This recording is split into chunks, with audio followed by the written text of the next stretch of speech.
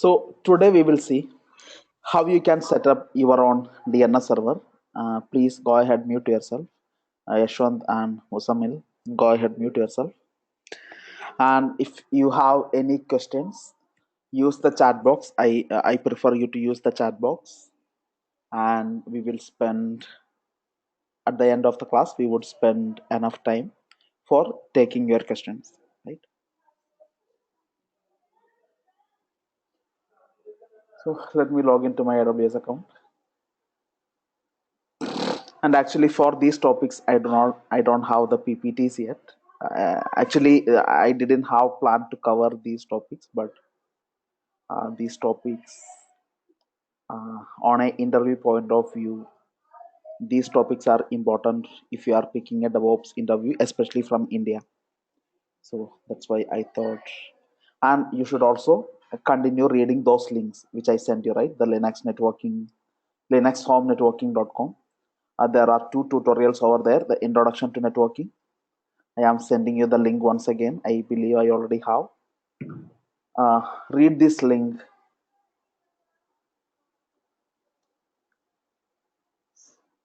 Read these links.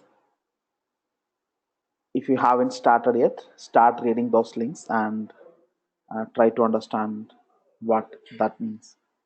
What uh, the networking.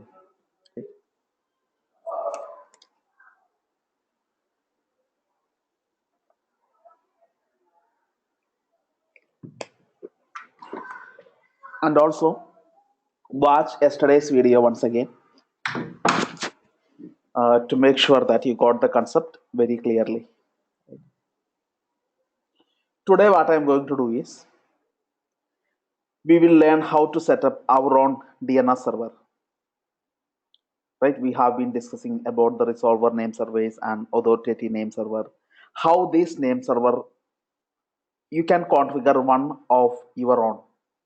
You know what a name server would contain, right? What a name server would contain. If you have a name server, assume this is a name server.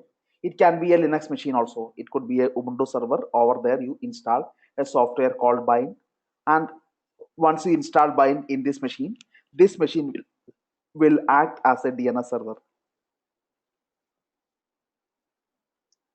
Okay, and you can add websites to this DNS server that you already know, right? Google.com, Basil.com, DevOps01.com, Facebook.com. Any website that you want to add into this DNS server, you can add that. And you can set the records. You can set the A records. You can set the MX records. Like that, you can actually set different types of records for the website which you are adding to these name surveys. So today we will learn. What we will do is we will take the EC2 machine, the EC2 machine that we have got from AWS, the same machine we will take. And inside that machine, we will install Bind, right? We are going to install software called Bind. Then your EC2 machine will start acting like a DNS server. And I will start adding websites into this DNS server, maybe facebook.com or google.com. So like that, the websites I will add into this EC2 machine where I install Bind. Then I will show you how this server will be used for resolving these names. We will come to that. So first thing, let me log into the machine, the EC2 machine.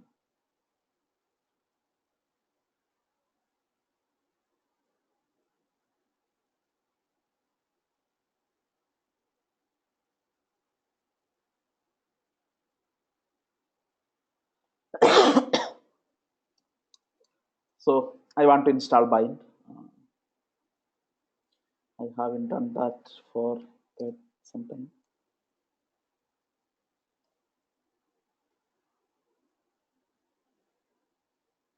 Install Bind in Ubuntu 16.4. You will get some tutorial.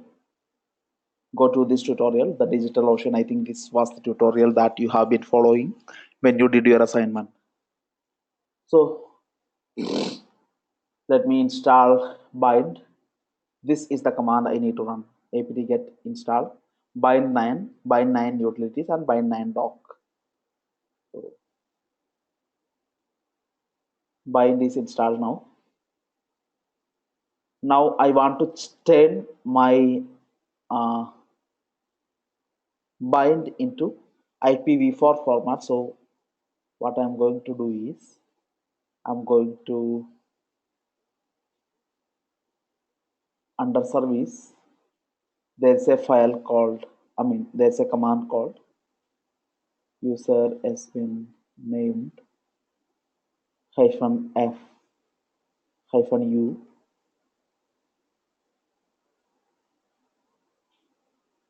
Yeah, there's a entry called exec start. To the end of this exec start, I am going to put these options. What is that? -4 -4 I am putting into this line. Basically I want IPv4 to be used by bind. Save this file and restart bind.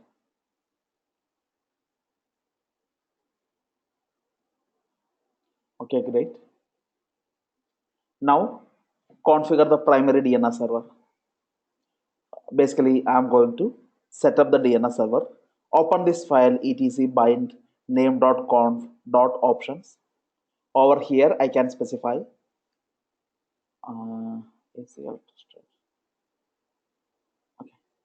Open this file.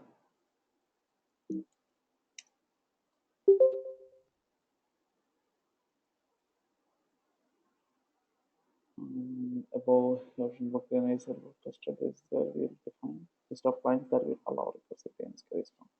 Okay, I think we don't really need this. Let's not put anything here. Let's forget this. You don't need to edit this particular file. Options directory var cache bind, let it be. Then got options. I think you don't need to do anything. Okay, open this particular file. Once you install bind, open this file named .conf.local. Inside this file you need to add a zone. Basically you are telling that zone is nothing but whatever domain name that you are adding into this DNS server.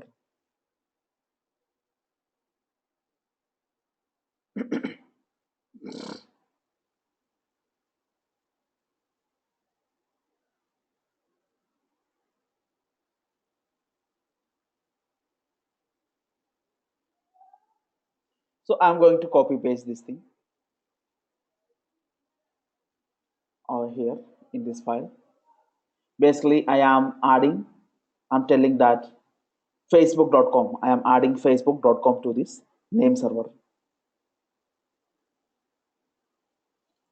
Facebook.com is the domain that I want to add. Type is equal to master, let it be. And over here I need to mention inside which file you are writing down the records for the particular website. Oh, come on.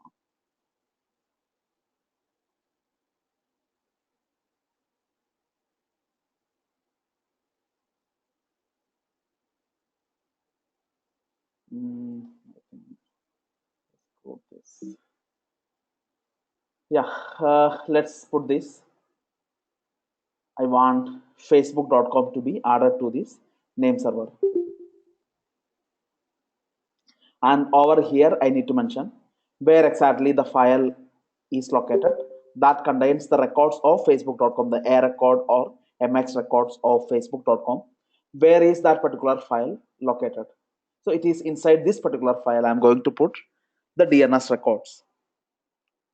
So this other one, forget it, I'm removing that. Now I am going to create this file. Inside this file I am going to write the records for facebook.com.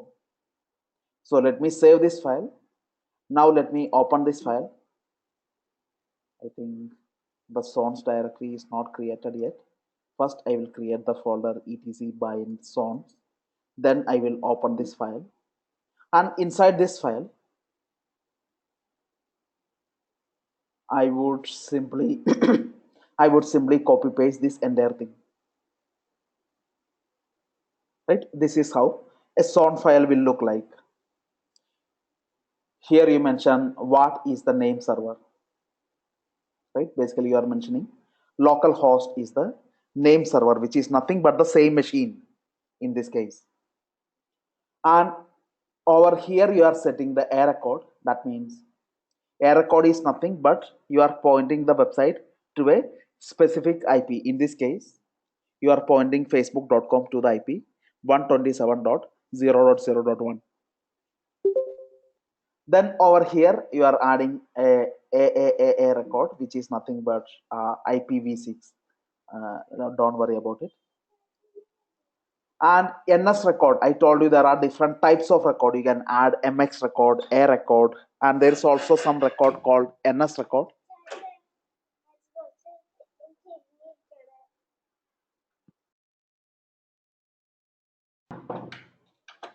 Right? So here I am mentioning facebook.com uses which name server. The name server is nothing but the local host. So it's your EC2 machine. Inside this EC2 machine, I set up bind. I added facebook.com inside that. Then inside the sound file of facebook.com, I am mentioning facebook.com should point to this IP 127.0.0.1. I should also mention what are the name servers of facebook.com. So I want the EC2 machines to be the name server of facebook.com. So I should mention the NS record pointing to the local host. Basically, you are publishing. These are the name servers of facebook.com. Of course, this is different than what you do with your registrar. Whatever we discussed yesterday, it's different, right? If you want to make this name server your authoritative name server, then the steps are different. You must add this name server to your registrar. That we haven't done yet. Okay, we haven't done that yet. What we had done is we are just added a NS record to tell this bind that the name server of facebook.com is nothing but the local host. Local host is the same machine. Got it? So I am adding a record and NS record. Through NS record, I mentioned that the name server of facebook.com is the same machine. By adding a record, I mentioned that if somebody browse for facebook.com and if anybody requests for facebook.com IP from your EC2 machine, the EC2 machine will respond with this IP 127.0.0.1. Okay, great. So I'm going to save this. I'm going to restart bind. Bind is restarted now. Now I want to run the dig command, dig facebook.com. You know what dig facebook.com would give you? It would give you the IP address of facebook.com, obviously, yes. But actually by default, when you run the dig command, the query will go to the actual name service of facebook.com. Of course, even though you added facebook.com into your EC2 machine, that does not mean that your EC2 machine is the authoritative name server. No, facebook.com has an authoritative name server which they already registered facebook.com with. But in my case, I set up a temporary name server and I added facebook.com there. So if this name server is responding for the IP address of facebook.com, it would respond only 127.0.0.1. And there's a command for testing that same thing. Let's say you run the same dig command and put @localhost. Run this command, dig facebook.com @localhost. Then it would actually give you the IP address that you have configured inside your bind. You already set up bind in your EC2 machine and you added facebook.com, pointed facebook.com to the IP 127.0.0.1. Then you are running the dig command like this, dig facebook.com @localhost. That means I am running this command, dig command from the same EC2 machine, and @local means I want to get the record from the same machine, from the local host. That means on the same machine I want to get the A record of facebook.com. And yes, there is a A record for facebook.com in this machine, which is nothing but 127.0.0.1, and that IP address you got here. You could also see from which name server you got this IP, right? This is the name server which facebook.com uses, localhost dot, and from that name server you got the A record of facebook.com, which is 127.0.0.1.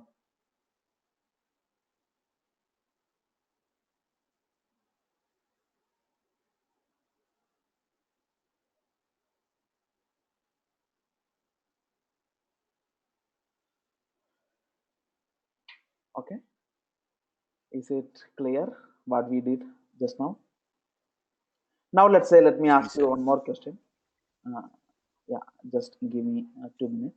Sir, you were talking about the locative command. It is the locative command or logarithm command? uh, Sorry, You talk about the command name. It's a locative command or logarithm command? what does that mean? I didn't. Sorry, I mean, what does that mean? I didn't get you. Logative command means? you about the locative command. It's a locative. What's the spelling? LOCARATIVE. Locative command. Uh, I don't know what is mean by decorative. No, no. You're talking about the command name. It's a logarithm command or locative command? Which command you are talking about?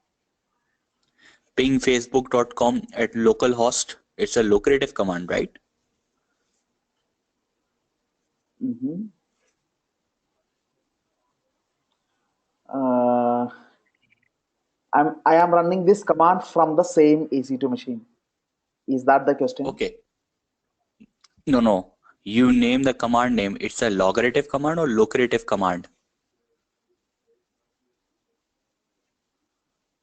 No, basically, this @localhost you are talking about, right? Yes. Okay. The @localhost means if you simply type dig facebook.com, the way how Okay. dig works is it would fetch the A record of facebook.com from the authoritative name service of facebook.com. That is how the internet DNS resolution works. We already discussed that. I understand. I understand. But Yeah. So in you this were particular discussing. case, You were discussing about the name of command. It is a logarithm command or locative command. it's not actually a command. Basically, this particular dig command, what it does is it will try to fetch the A record of facebook.com from this machine, Okay. from this particular DNS server. The local host is Okay. nothing but the same machine where you are running this command from, which is nothing but where the place where you install bind. Okay. Okay. So, got it, right? Sorry for disturbing, sir. No, no problem. So let me ask you one question. Now you have your EC2 machine ready, right? You got your EC2 machine ready, and you already set up bind, and you are adding a number of DNS records. And assume you have a infrastructure, right? You have a infrastructure that contains a number of machines. This is a Apache machine. The name of the machine is Web001. The other machine name is Web002. So then DB001. So like that you are naming your machines. Think about that. And the names are always easy to remember than the IPs, right? Do you agree? Of course. With name you can easily remember, the IP address you cannot easily remember. So what you need to do is, I mean, what you can actually do is Assume you have a DNS server where you configured a record for web 001, web 002, web db 001, db 002. Like that, you have a DNS server. You set up bind there. You set up bind, and inside this DNS server, you have added a record for all these zones, all these names. And now assume for communication between the machine, you are using the name rather than the IP. This is the web 001 machine. Probably it is running WordPress, and it want to connect to a database which is running on db 001 machine. So basically, inside the wp config.php, the DB host you would put as db 001 inside this WordPress. Then automatically your WordPress server will try to resolve this db 001 name and assume this is your DNS server that contains a record for all these names. So your server will ask this name server what is the IP address of db 001. It will get the IP address from there. Then it will connect to the right database server. This is something you can do. You can actually set up your own resolver name server, and you can configure your machines to use those particular name server for resolving the names. So assume you have a software infrastructure that contains a lot of machines, lot of Linux machines. Some Linux machines are running WordPress, some of them are running databases, some of them are running Tomcat, right? So basically, you want to add a Apache proxy pass, a proxy pass in Apache you want to add. So instead of putting the complete DNS name of or the IP address of the Tomcat machine, what you can put is Tomcat 001, a easy name where for which you already would have added the DNS records in your custom DNS server, which will take care of the responsibility of making sure that the communication for the names are happening well in your network. So every machine in your network are using a single DNS server using which they will resolve the names like db 001, db 002, web 001, etc.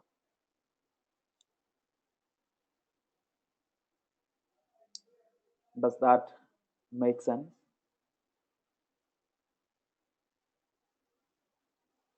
Think about an infrastructure that contains thousands of machines, right? You cannot definitely remember the IP addresses. It's not possible at all. Better have your machines communicating using a DNS name and set up the custom DNS name resolution by setting up your own DNS server, and make sure that every machine in your infrastructure use that particular DNS server for name resolution. So I told you by default, in my case, if it is a Linux machine, there's a file etcresolve.conf. Inside this particular file, you can see which name server I am using. Or if you are using Windows, you can go to the adapter settings and network properties. You can see the name server that you are using. So you can change that yourself. If you are on Ubuntu or Mac, you can edit this file, replace this name server with whatever name server that you have configured. Let's say you have a network, you created one more EC2 machine.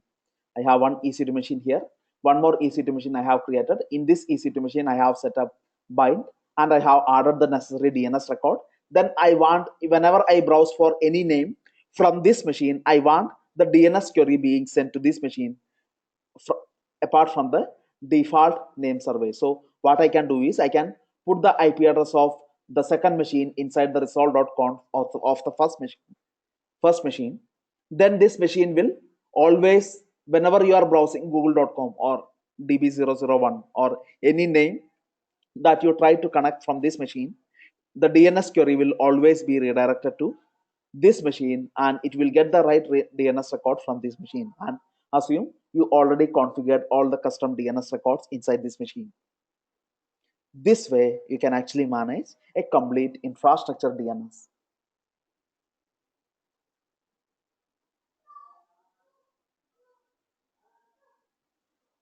So do we need to add all the server details here into resolve.conf? Okay. Actually, another question can come up. So do you need to go into each and every machine in your infrastructure and then modify? the resolve.conf,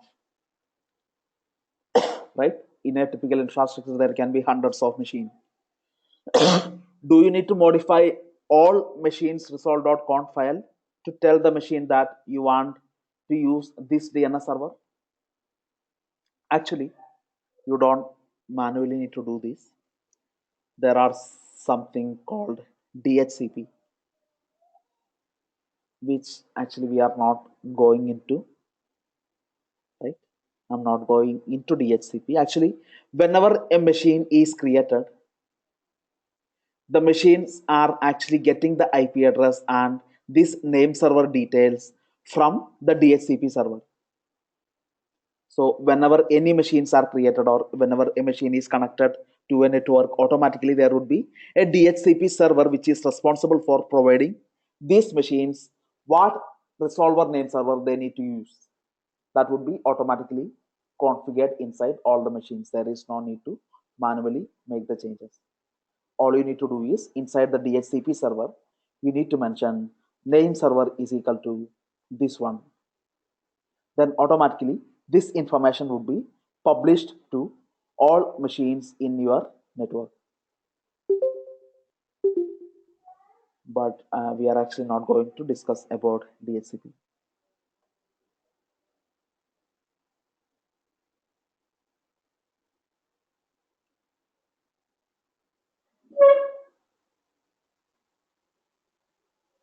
Okay, so any questions?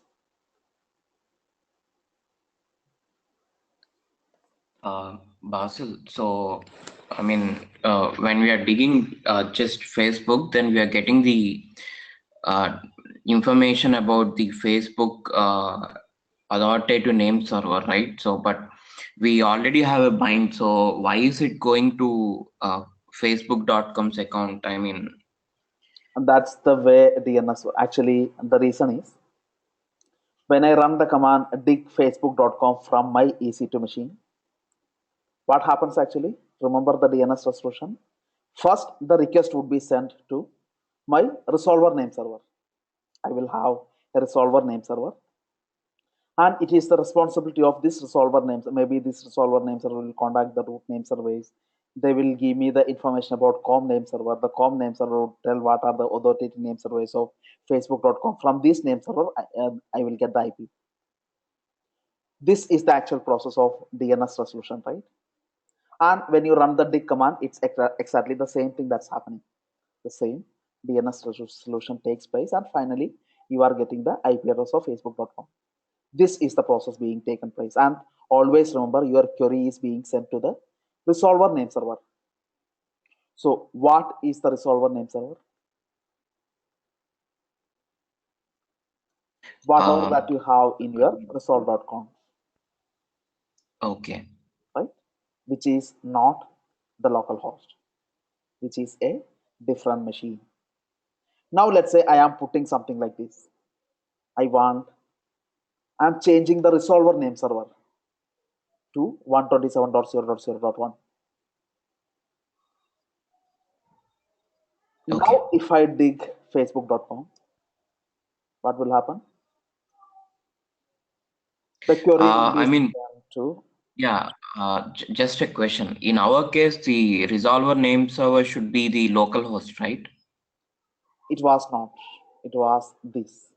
This was a different machine.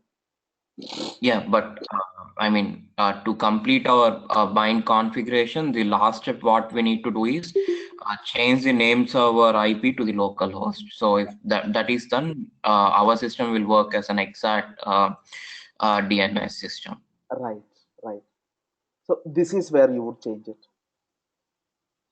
Yeah, that one to the local host. Then it's going to give us back 127.0.0.1 ping. Exactly.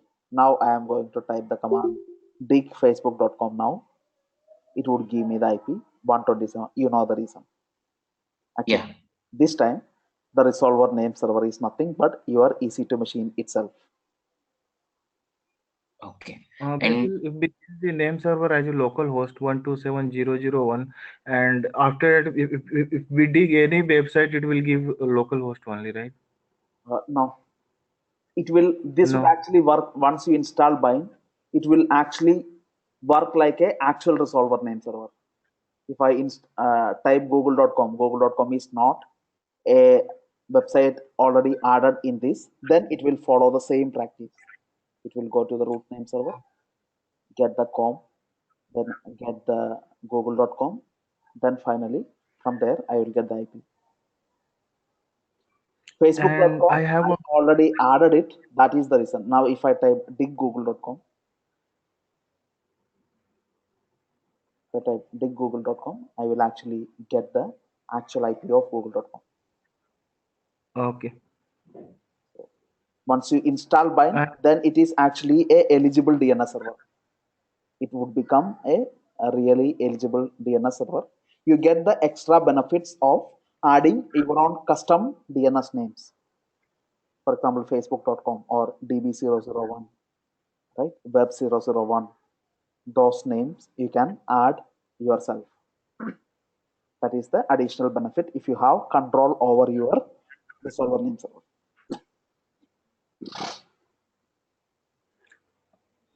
and one question more, Basil. Yeah, go ahead. Yeah, yesterday you told about we can buy some domain from GoDaddy or any web hosters. So can we configure if I have a domain name, can I configure in DNS, and once DNS is configured, and if I browse the same website, it will give the result whatever we have done in Apache and Tomcat. So those pages will be displayed. Yes, it will. It will.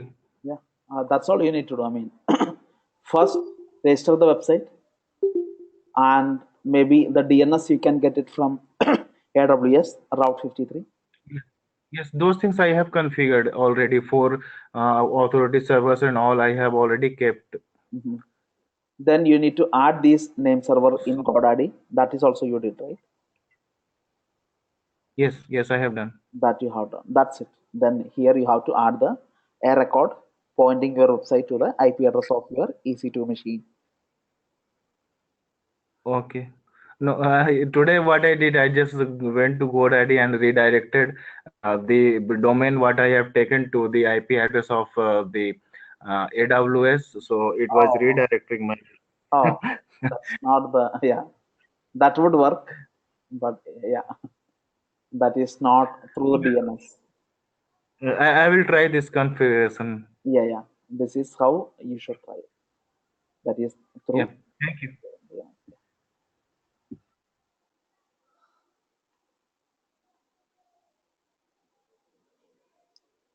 Okay,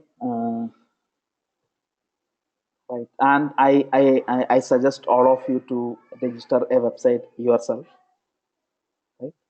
What you can do is, if you want to register for a .info website, it's going to be very cheap, 99 rupee per year.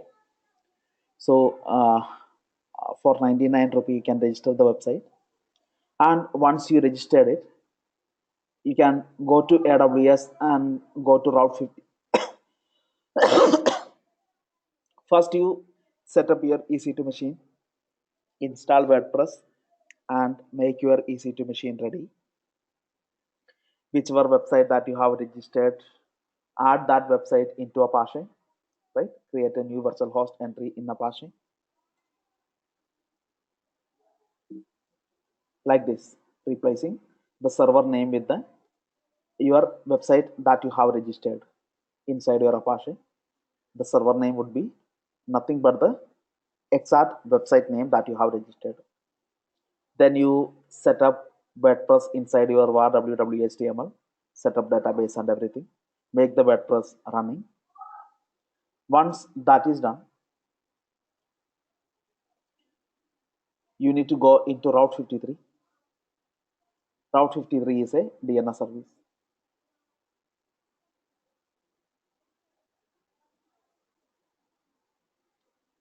Here you can add your website, the hosted zone, you can add it here. Specify the website name over here. Let's say you registered DevOps01.info. Whatever website name that you have registered, specify the website name here. Click on create button. Immediately you would get for name server. You need to log into GoDaddy. I showed you yesterday. You need to log into GoDaddy, associate the domain that you have registered with these 4 name servers. That is when you are publishing to the world. These are the authoritative name servers of your website. Now you would add the DNS record, click on create record set. Over here you specify the IP address of DevOps01.info. The IP address is nothing but the IP address of your WordPress machine, the EC2 machine where you have set up WordPress. The public IP of that machine is what you need to put here. And after you did all these steps, it would take a few hours. Within few hours, you would find that your website is working and it is displaying the WordPress pages to the world, to everyone.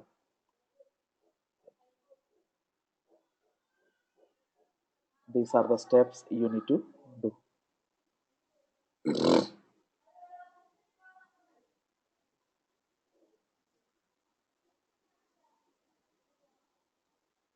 Create record set. Yeah, it should be a record that you need to choose. By default, it is a record only, Sunil.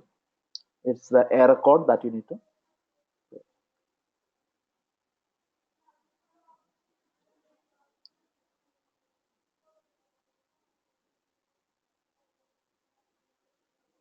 You can register for any domain name.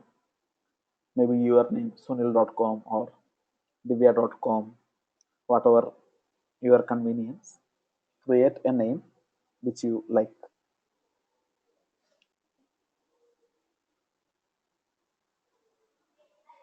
We need to do any additional configuration in DNS in our EC2 machine after that, or Now, the EC2 machine, I just showed you an example.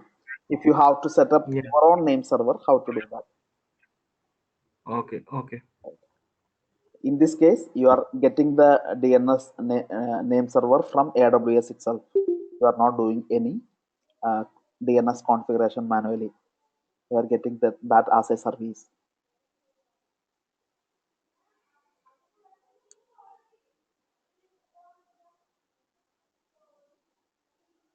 Okay.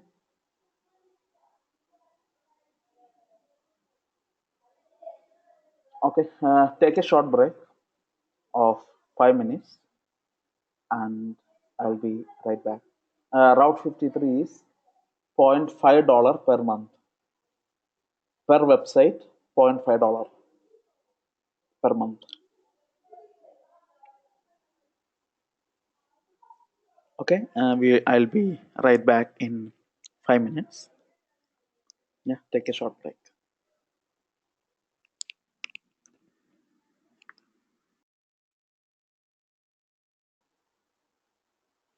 So today, now we will start with AWS, Amazon Web Services. One of the most important topic in our training.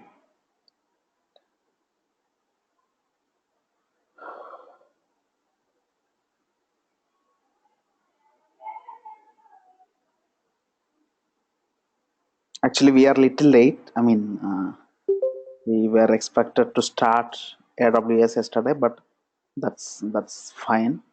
We are still in we are in the right track.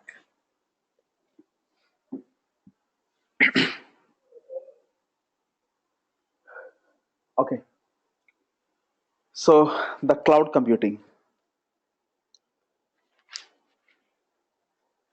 What is cloud computing?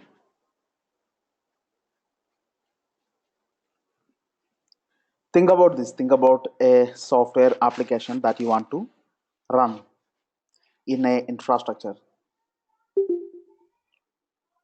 So a infrastructure, by now you have an idea what is a infrastructure.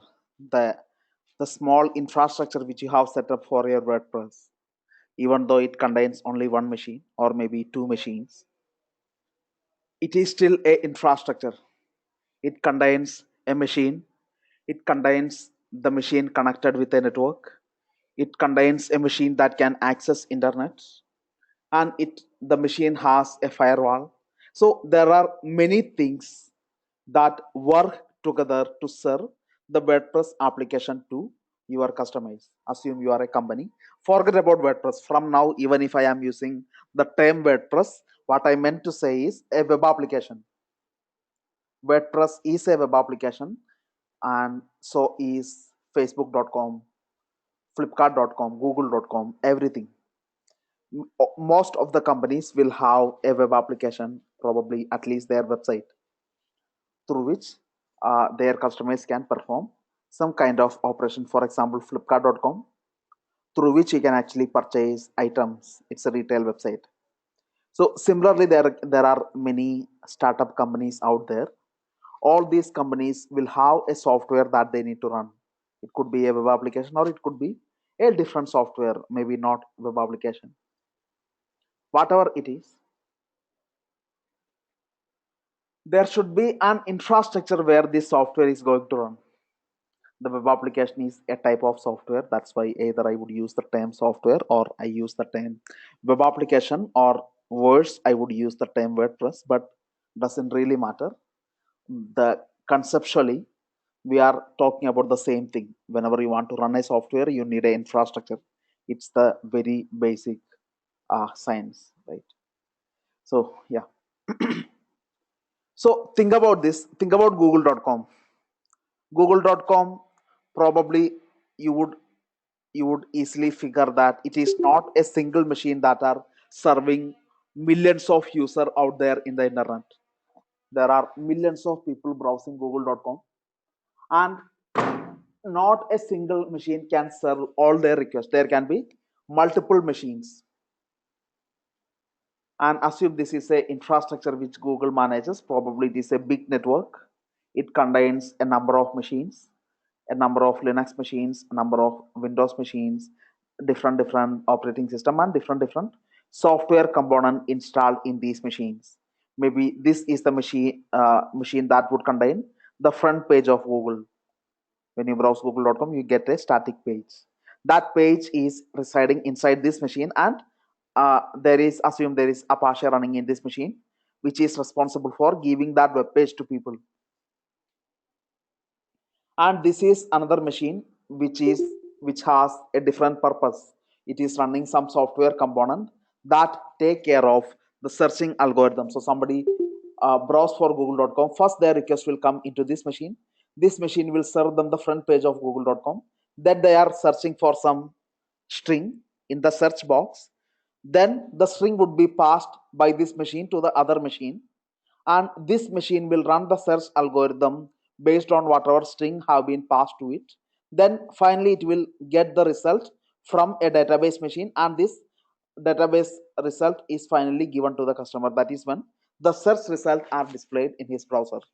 So what I'm trying to say is there can be multiple machines working together, and there can be thousands of Apache machines itself, because there are billions of people browsing for google.com. There should be thousands of machine which is running Apache, and that contains the google.com front page. So the request from different browser may be hitting different machines.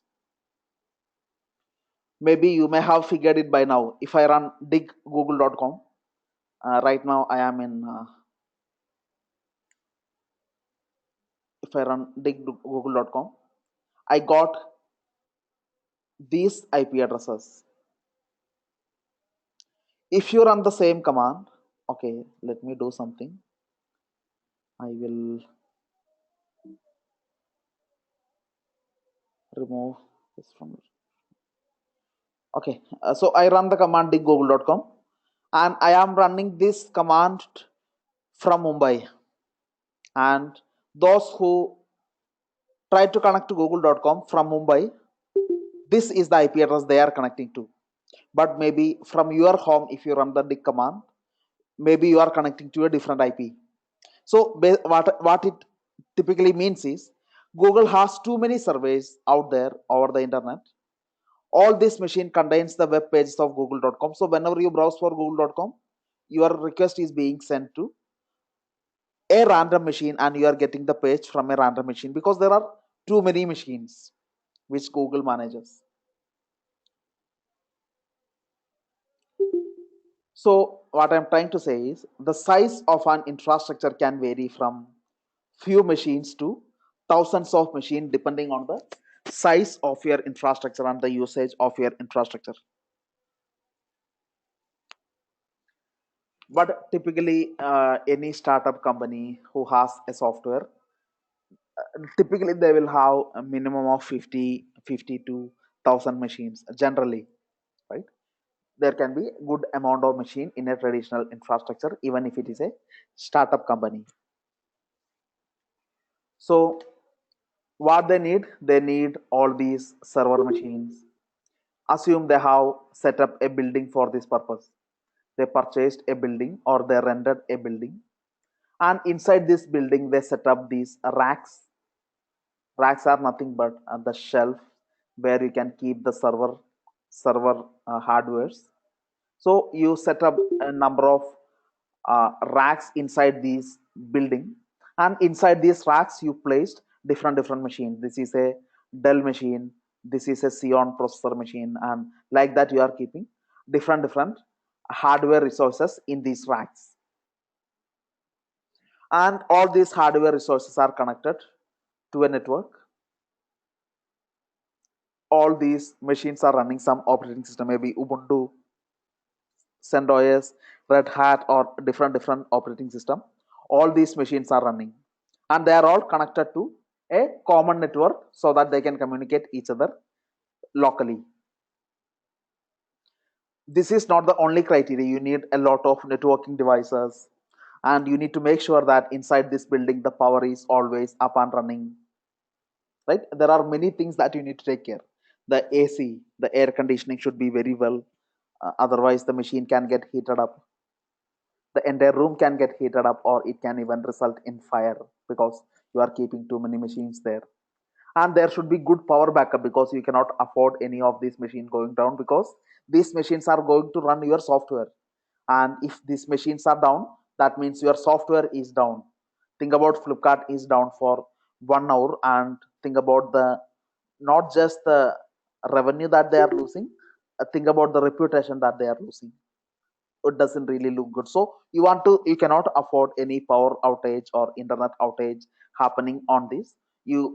For that reason you need to have multiple internet connection, dedicated fiber cables and lines from dedicated providers, maybe multiple providers. And you should also have very good UPS and multiple UPS that would distribute the power. Even if one UPS is down, other would immediately take place without any interruption. So like that, you need a lot of costly setup. You need the building, you need the machine, you need to procure them, you need the racks, you need the network devices. All these things you need to set up of your own, and it is going to be very costly, right? I mean, it's not just costly, the management is going to be very difficult and uh, expensive as well, right? Think about this. One of this machine got crashed. You need to go to this building, go inside this data center. I'm going to call it a data center. That's what typically you call a building that contains number of machines. It's typically called data center, and you need to go inside this data center, and you need to check the machine what happened. And probably sometimes if the machine is not getting up and running, you may have to replace the machine with a new machine, and you need to again install the operating system. So the management is a lot tough here if you have to set up everything of your own.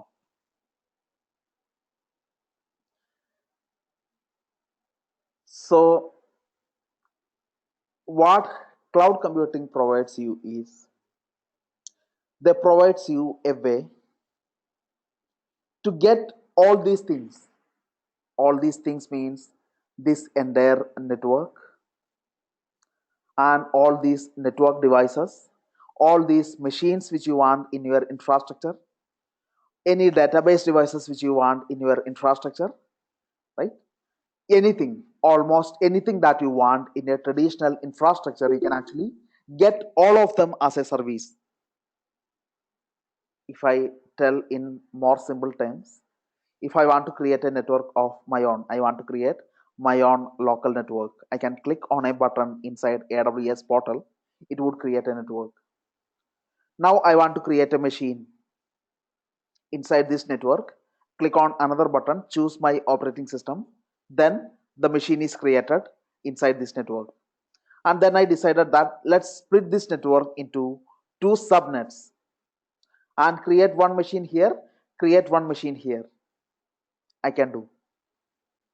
Then how this local network be connected to the internet? I can do. I want the machine to be able to communicate each other. They can. I want to create a database and want my WordPress to connect to this database. I can create this database. So all these things I can do just by clicking on some button or maybe running some scripts. All it takes is less than, most of these services would take less than 1 second to launch. So you can actually set up a complete infrastructure that would actually look like a real-time infrastructure even though it is not. You can create a virtual infrastructure in the cloud by adding lots of services into your infrastructure very easily, and you get all the benefits you would get from a traditional infrastructure and even more. That is what you get from a cloud computing provider. So actually inside AWS, assume AWS is a cloud computing provider. Inside AWS will have number of data centers in Mumbai. Basically this is nothing but big buildings. Over there they have number of racks. In these racks they had placed these machines, right? The physical actual machines, they have placed it here with some operating system, and there are lots of machines, and they will have the network devices and all the machines connected to the network. They will have the complete infrastructure set up by their site engineers. What they would do is they would virtualize these data centers in such a way that if somebody requests for a network, some customer of AWS request for a virtual network would be created for them. If I request for a Ubuntu server to be created, inside this actual machine which AWS will have in their data center, it would take a portion and create a virtual machine for me. This is not an actual machine that I am getting, even though whenever I created a new EC2 machine, I got a machine that run Ubuntu operating system, even though probably you may have believed that it is a original machine sitting in Mumbai. It is not. Actually, there is one machine sitting in Mumbai, and inside this machine there are number of virtual machines, right? This is the host machine sitting inside AWS data center in Mumbai, and inside this machine there are a lot of virtual machines, and one of them is nothing but my EC2 machine. So it is only this particular small machine, a virtual machine which is inside an actual machine, I am getting credential to this machine. So this is the machine that is being attached to my virtualized network. Now if I want to create a database from AWS, I have the option. In your case, what you did is you created a EC2 machine, then you install MySQL server, then you created the database by running some SQL query. So instead of that, what you want to do is you want to create a database in AWS, and you want to connect to the database, you want to use that database. What you can do is you can get it as a database itself.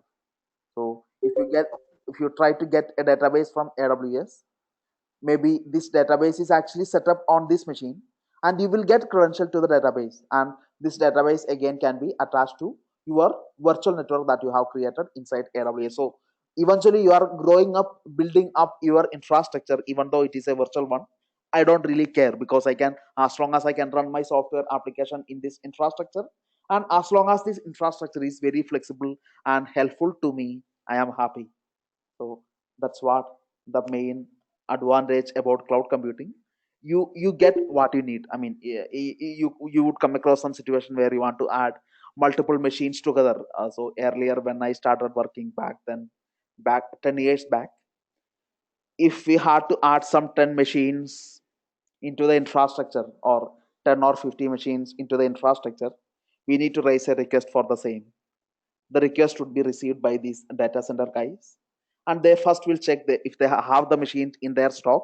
Most of the time they will not have the machine in the stock. They will place an order for the machine, and the machine will take 2 or 3 days to deliver. And once the machine are delivered, they will take the machine into this data center. They will place the machine over there.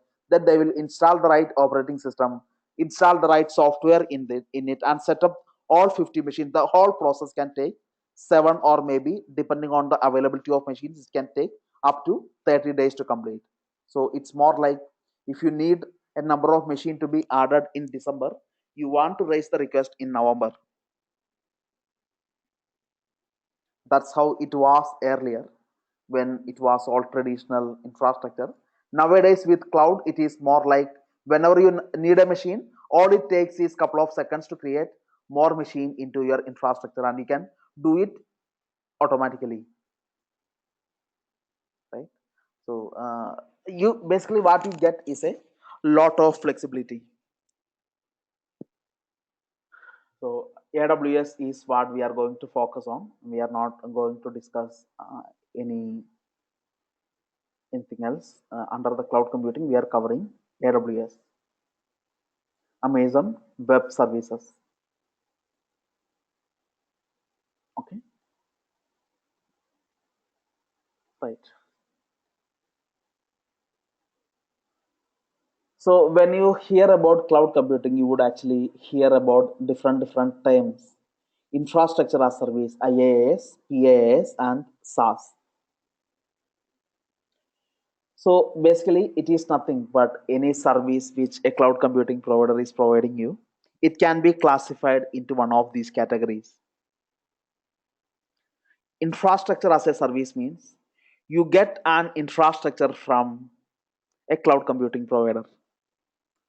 What are the things that you would find in an infrastructure? Computers, right? Computers. Then the network cables, right? The networks, the subnets, right? So those things. Those are the things mainly part of your infrastructure, and there are some router devices, some switch devices, right? There can be different networking devices or the machines, computers themselves. These are all part of infrastructure. So all these things you will get from a cloud computing provider as a service. Such services can be classified into this category, IaaS, infrastructure as a service. Okay. The next one is platform as a service. Basically, so example of infrastructure as a service is nothing but the EC2 machine that you have created is an example of infrastructure as a service. What you actually did is you created a computer inside AWS, even though it is not an actual computer. You got that computer as a service from AWS. That is a perfect example for infrastructure as a service. Platform as a service, it is more like, assume you want a database, you want a MySQL database. Okay. So what you can do, you can create a EC2 machine. Then you can install MySQL server inside that machine. Then create the user and then you can connect to the database. So if I do that, I am responsible for managing the operating system. I am responsible for managing my EC2 machine. If my EC2 machine is down, my database is down. If my operating system has any problem, my database could get affected, right? So I need to manage everything: the operating system, the services running, the MySQL service itself need to be monitored, right? Then there are the complete EC2 machine need to be monitored if it ever goes down or if it ever goes up. All these things I need to monitor. So I need to manage the complete platform.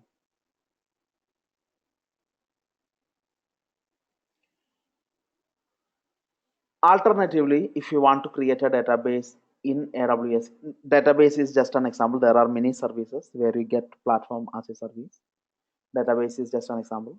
Assume now I want a database and I want a database alone. What I can rather do is I can create a RDS database. Basically, I can create a MySQL database. I can purchase it from AWS.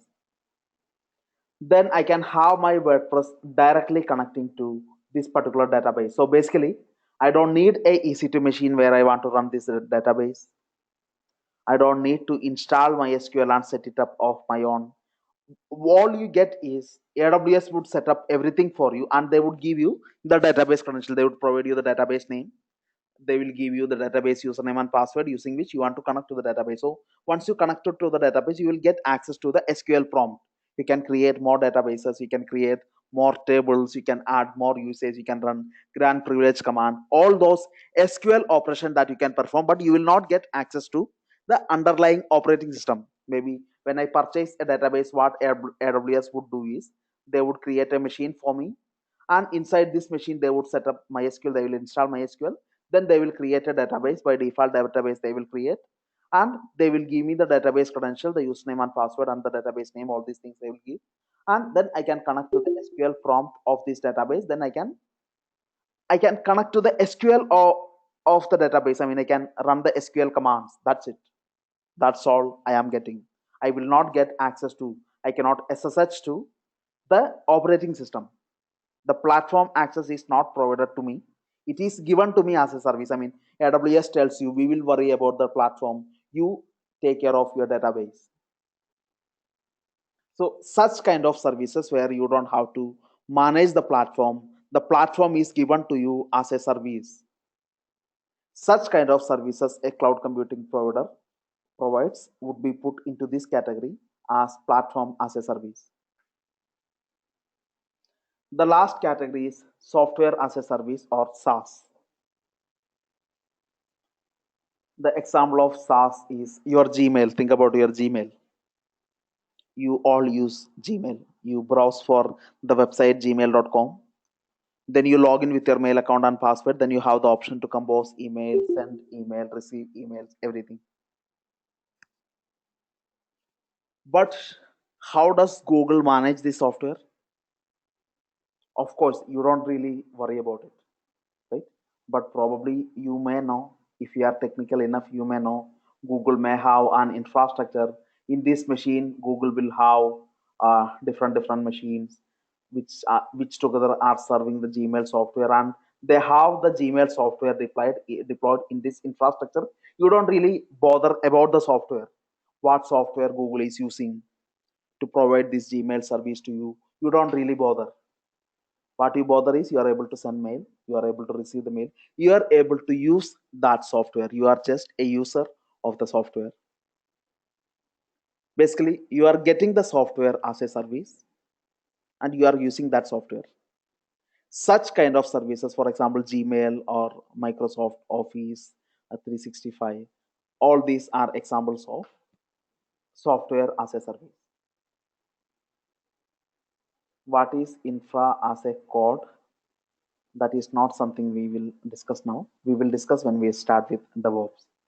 Sunil, when we start with the DevOps tools, we will discuss that. Right.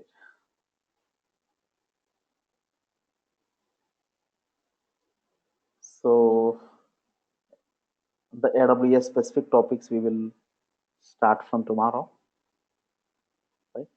How the AWS global platform is configured and what service we are going to learn. We will have an overview. We will start with AWS tomorrow. Right. So any questions? Anyone?